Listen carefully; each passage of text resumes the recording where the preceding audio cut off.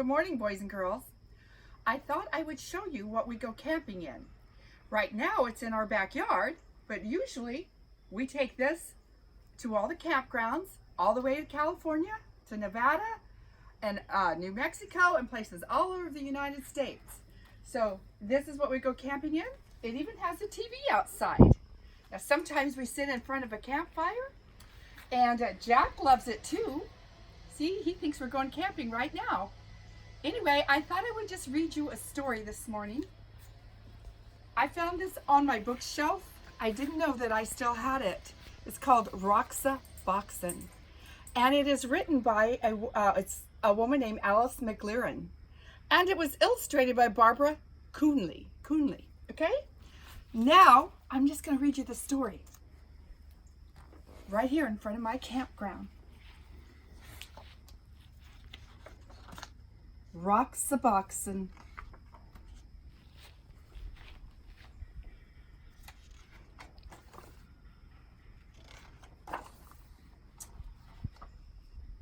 Marianne called it Roxa Boxen. She always knew the name of everything. There across the road, it looked like any rocky hill. Nothing but sand and rocks, some old wooden boxes, cactus and greasewood and thorny orchatello. But it was a special place. The street between Roxa Boxen and the houses curved like a river. So Marianne named it the River Road. After that, you had to ford a river to reach Roxa Boxen. That means you had to get across it somehow. Of course, all of Marianne's sisters came. Anna May and Frances and little Jean. Charles from next door, even though he was 12. Oh, and Eleanor naturally. And Jamie with his brother Paul. Later on there were others, but these were the first. Well, not really the first. Roxa Boxen had always been there and must have belonged to others long before.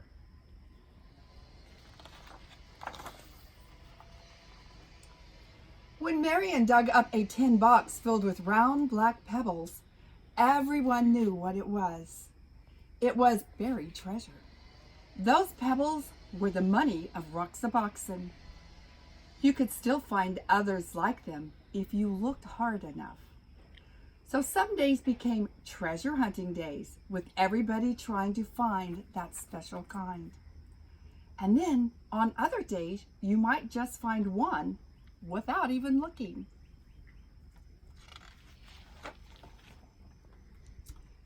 A town of Roxa Boxen began to grow, traced in lines of stone. Main Street first, edged with the whitest ones, and then the houses. Charles made his of the biggest stones. After all, he was the oldest. At first the houses were very plain, but soon they all began to add more rooms. The old wooden boxes could be shelves or tables or anything you wanted. You could find pieces of pottery for dishes. Round pieces were the best. Later on, there was a town hall. Marianne was mayor, of course. That was just the way she was. Nobody minded. After a while, they added other streets. Frances moved to one of them and built herself a new house, outlined in desert glass. Bits of amber, amethyst, and sea green. A house of jewels.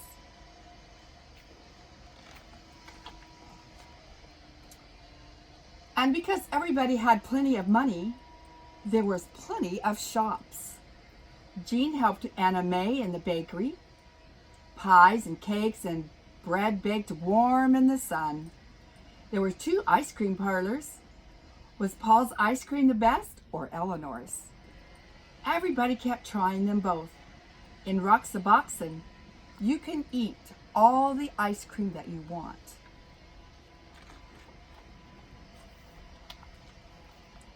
Everybody had a car. All you needed was something round for a steering wheel.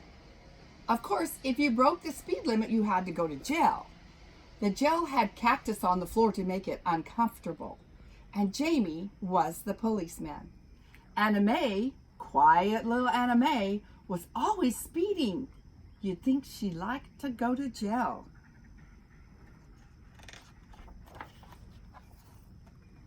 But if you had a horse, you could go as far as the wind.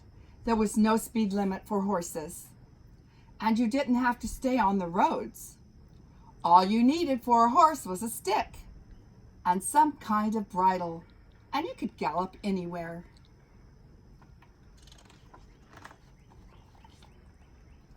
Sometimes there were wars.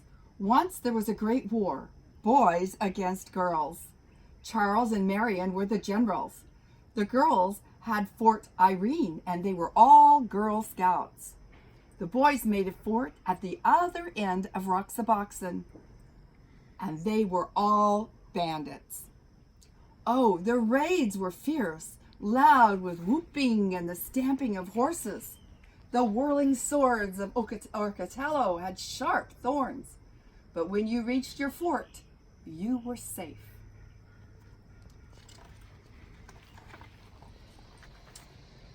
Roxaboxen had a cemetery in case anyone died, but the only grave in it was for a dead lizard. Each year when the cactus bloomed, they decorated the grave with flowers. Sometimes in the winter, when everybody was at school and the weather was bad, no one went to Roxaboxen at all, not for weeks and weeks. But it didn't matter. Roxaboxen was always waiting. Roxaboxen was always there. And spring came and the Orcatello bloomed. And everybody sucked the honey from its flowers. And everybody built new rooms.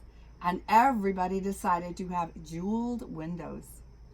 That summer, there were 3 new houses on the east slope and 2 new shops on Main Street. And so it went. The seasons changed and the years went by.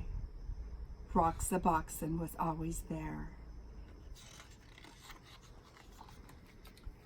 The years went by and the seasons changed until at last the friends had all grown tall. And one by one they moved away to other houses, to other towns. So you might think that was the end of Roxaboxen, but oh no, because none of them ever forgot Roxaboxen. Not one of them ever forgot. Years later, Marion's children listened to stories of that place and fell asleep dreaming dreams of Roxaboxen. Gray-haired Charles picked up a black pebble on the beach and stood holding it, remembering Roxaboxen. More than 50 years later, Frances went back and Roxaboxen was still there. She could see the white stones bordering Main Street. And there, where she had built her house, the desert glass still glowed, amber, amethyst, and sea green. And boys and girls, that's the end of this story. And I'll tell you why this is one of my favorites. This is how I grew up, playing like this. We made pretend towns, pretend horses. We had pretend just about everything. And that was a long, long time ago also. I hope you enjoyed this story. You can let me know about it later. Bye-bye.